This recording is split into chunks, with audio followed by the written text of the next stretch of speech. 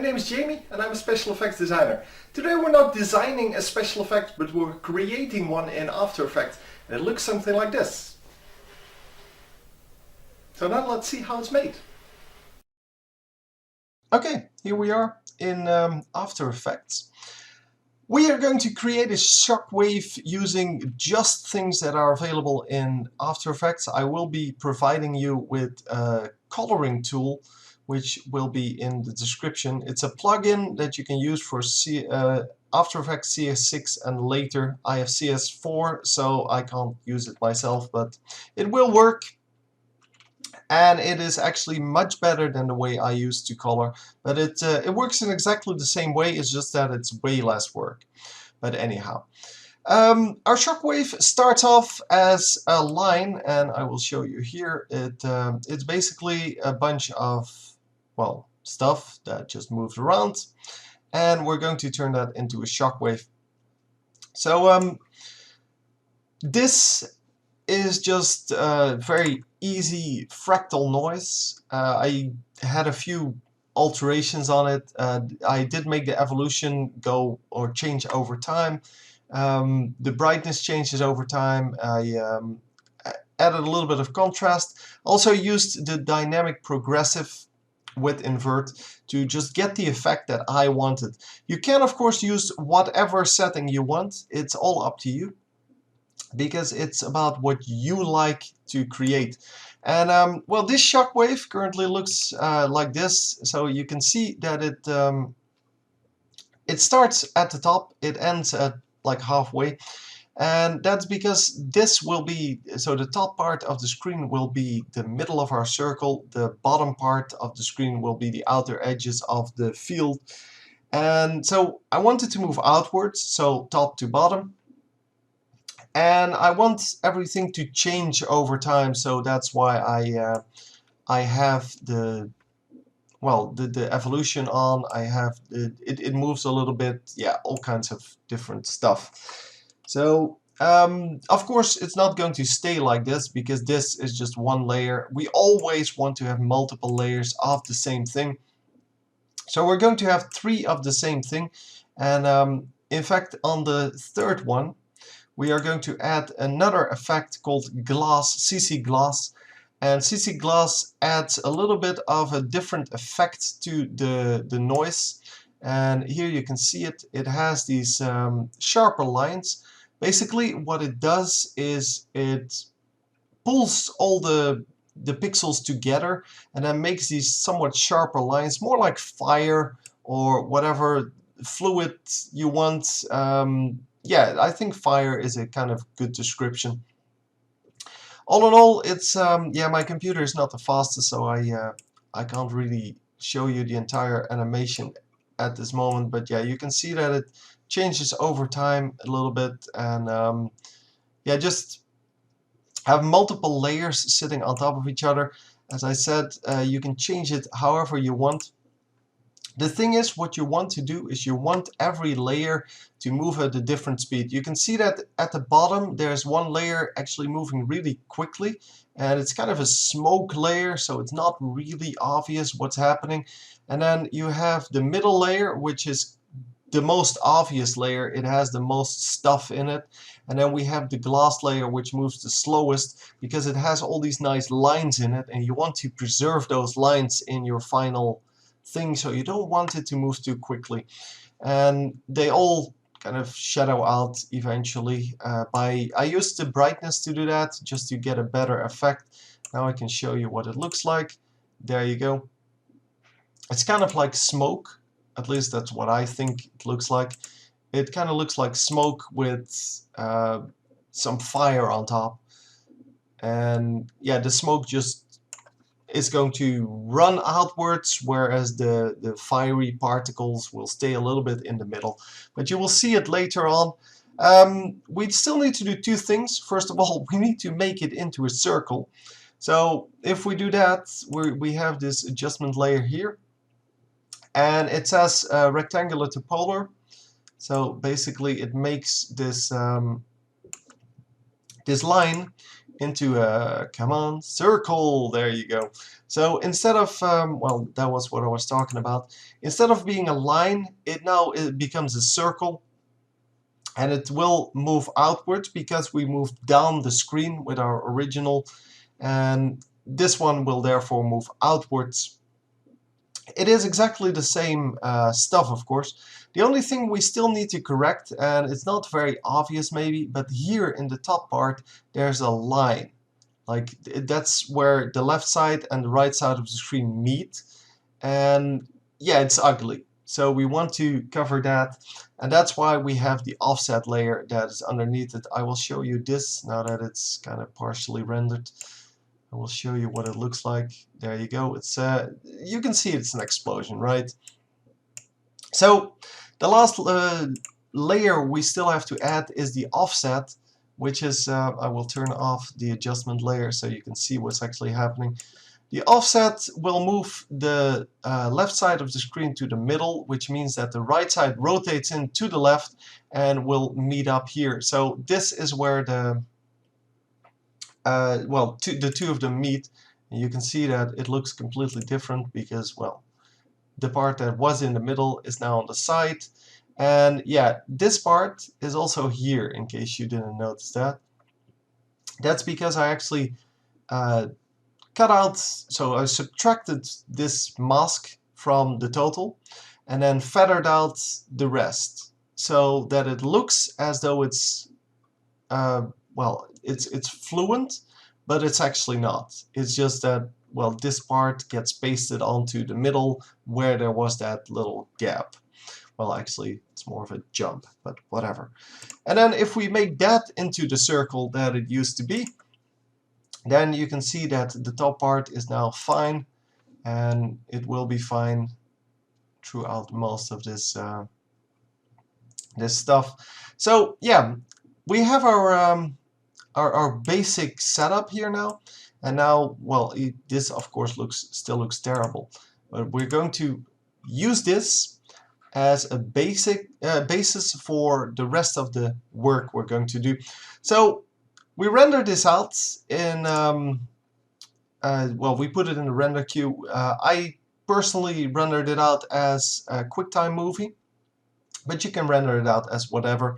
If you want to know how, you just double click that, and then you can select here the QuickTime movie somewhere here. QuickTime movie. You can set to whatever. I used the photo JPEG, and then you just render it. And we're going to use that output in the next project, which I will show you right now.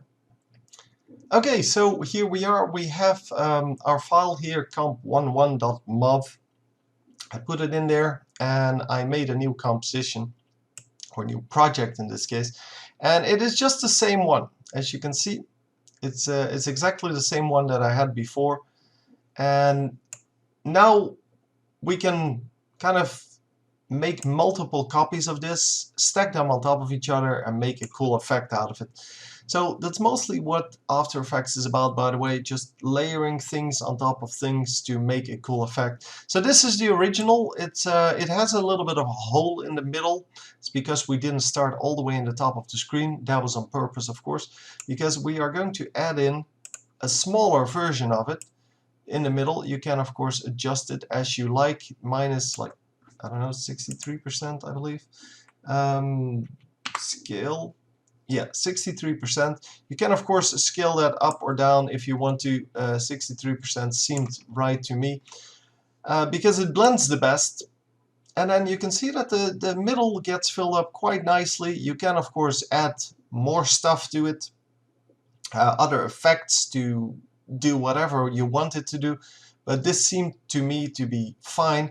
Also, keep in mind that you want to use some rotation, because if you don't, I'll show you.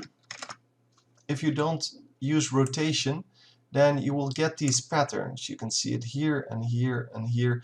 That's because it's the same thing twice. So like you have the same layer twice, and you will see that in the end. So that's something like 70 degrees, I don't know.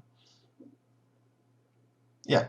Anyway, it doesn't matter what the angle is, as long as there is an angle and it's big enough so that you don't see that effect. That's, well, multiple of the same thing coming back. So then you can also add one to the edges, of course, and make it a little bit bigger so that the explosion just becomes bigger. I did use an unsharp mask for the middle two, but not for the outer one. So let me show you. So there's an unsharp mask with the amount of 100. The rest I didn't change. On the small and original, but not on the large, because I want the large to be a little bit vague. It's on the outer edges, it moves really quickly. We want to have that kind of feeling that it's not very sharp. So that's why we kind of, yeah, want to keep it as vague as possible. So it seems to work out really nicely here. But I didn't want just an explosion, because this looks like an explosion. I want something cool. So instead of this large layer, we're going to add another large layer, which looks like this. And as you can see, it's a completely different effect. The first one was just an explosion. This is more like, I don't know, fiery blobs or something firing out from the middle. Maybe it's like vortices in the air. I really don't know what you could make of it in your head. But how do we make it? We basically just take the large layer without the without the sharp mask, and we put CC glass on there. CC glass is just yeah, an effect. You have many effects that you can try out for these things, and it just makes this have a little bit more of a, well, weird look. You can of course play around with it if you want to. All of these things, they do something, and I believe this is the only one that I really touched. So basically it's set to 0 normally, and yeah, I just turned it up to 50, 51 I guess, random numbers for the win. And yeah, it looked like a cool effect to me, so I went with it. And then of course it has to fit in with the rest, so I made it, I believe at least that's this one.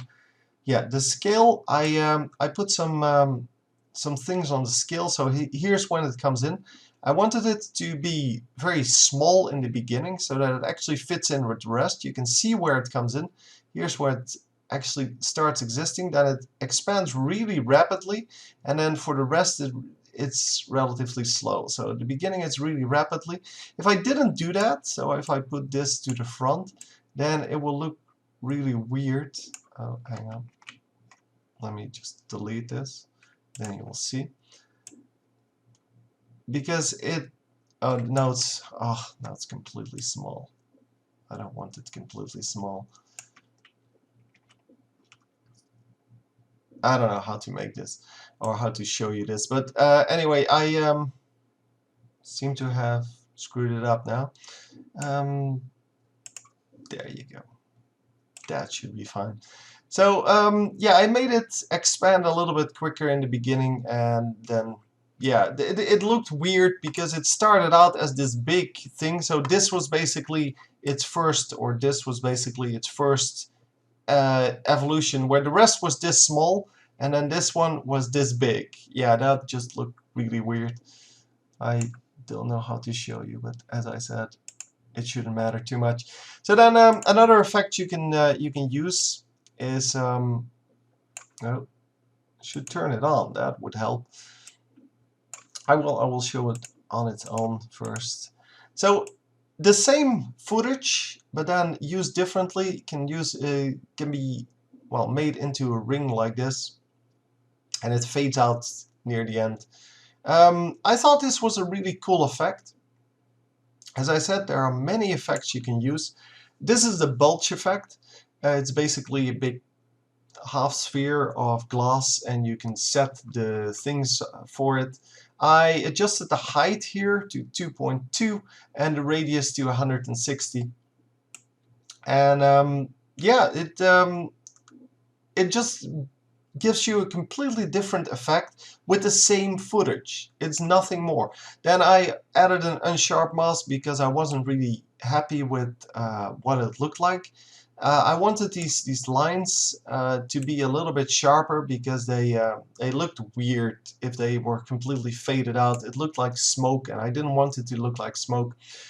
So then I added a curves adjustment as well. The curves basically say, or well, I use them to create less of the middle color, so the gray, and I want more white, so that's this part, and more black, and that's the other part. So yeah, I basically wanted a little more contrast in the high and low colors, and that's how I achieved it. So also offset it a little bit. I'll show you why. Let's turn everything on except for that one. So this is what it looks like. It's not very fast yet, but now it should be better. And you can see that, especially in the beginning, it kind of expands very rapidly, and then this other thing comes in and becomes kind of a secondary explosion. And that's kind of the effect I was going for in this case. So it expands from the middle. So let's say you fire like some kind of energy weapon, and the shockwave starts in the middle, then expands to the outside, and then, well, there's a secondary explosion for some reason, I don't know, because it's cool.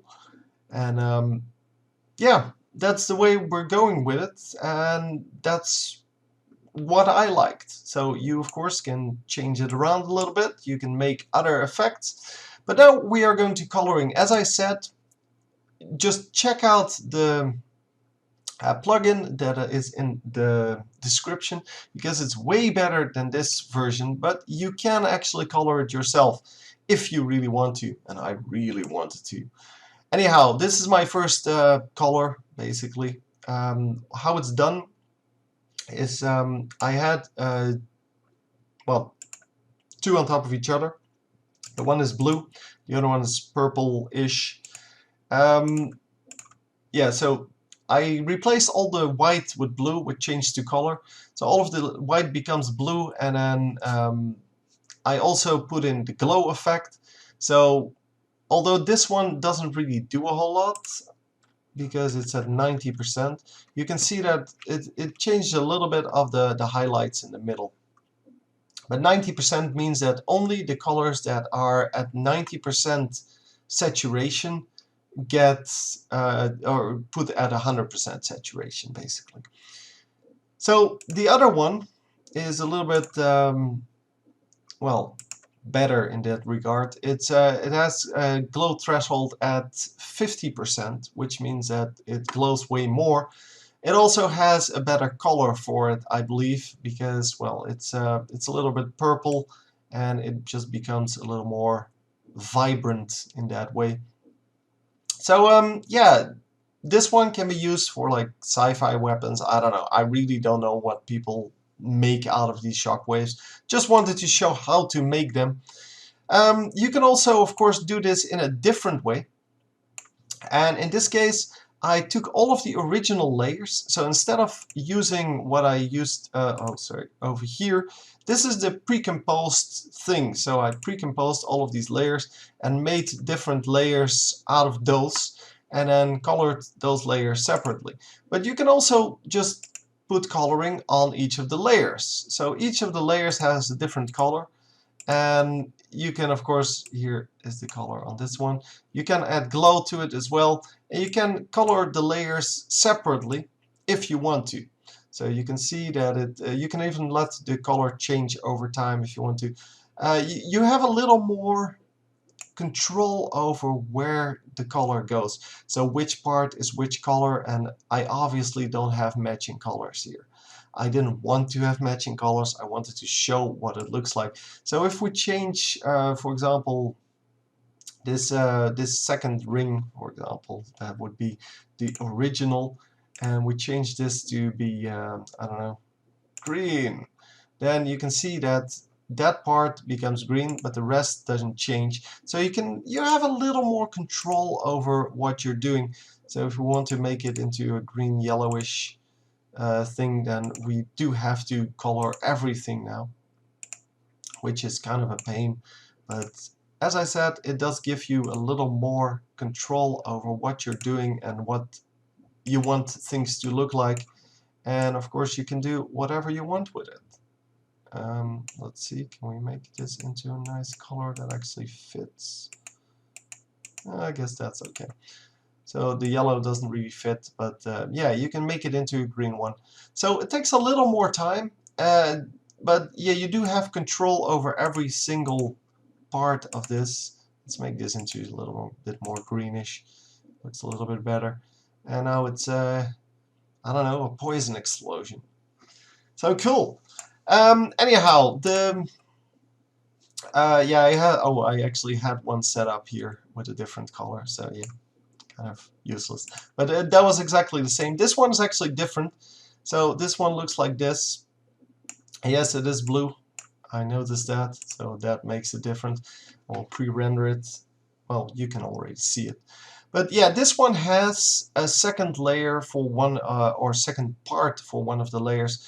I wanted to make the highlights stand out a little bit more and give them a color of my choosing, instead of being kind of stuck with the color that it automatically chooses, because I wanted more control even than coloring layer by layer. So I added a second glass layer, and as you can see, it's exactly this. Well, this is the original glass layer.